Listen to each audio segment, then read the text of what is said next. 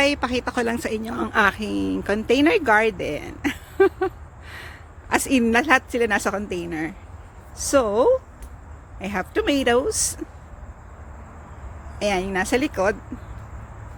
And, mayroon akong mini bell peppers. Eto, basil. That's from Maricoy Sam. Kasi pho soup kami during a picnic kina Maricoy Cecil. Tapos yun yung natira. Inuwi ko.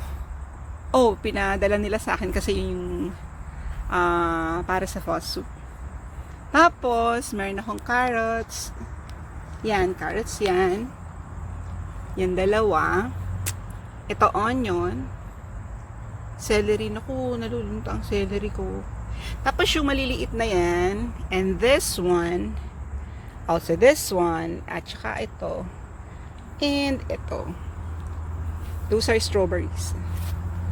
And this one naman ay bok choy. Pechay. Bok choy. So, thanks to YouTube University, sabi nga ni Ching, and her boo friend, Roman, tawag nila dun sa YouTube is YouTube University because you learn a lot from, of course, from YouTube.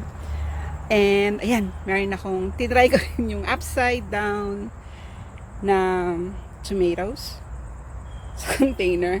It does work. Of course, ang galing, oh, nakakatuwa.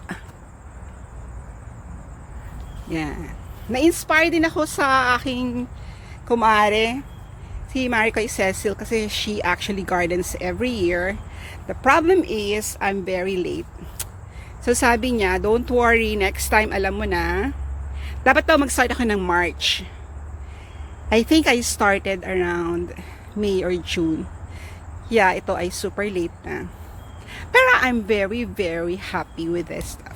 Ito pala mga ano to, mga bell pepper.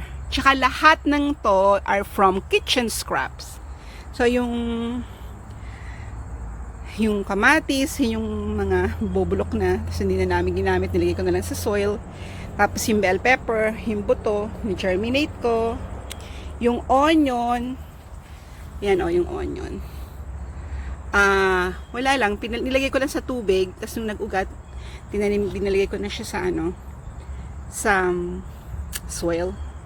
Tapos all of these, lahat ng containers, mostly are 1 gallon milk jugs. Of course, kanino galing? Sa aking mga friends, all my friends. Hinihingi ko sa kanila. Sabi ko sa kanila, uy, at tabi nyo naman yung mga milk jugs nyo.